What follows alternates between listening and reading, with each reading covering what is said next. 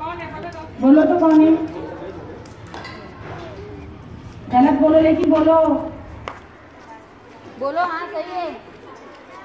नहीं और बोलो जल्दी से।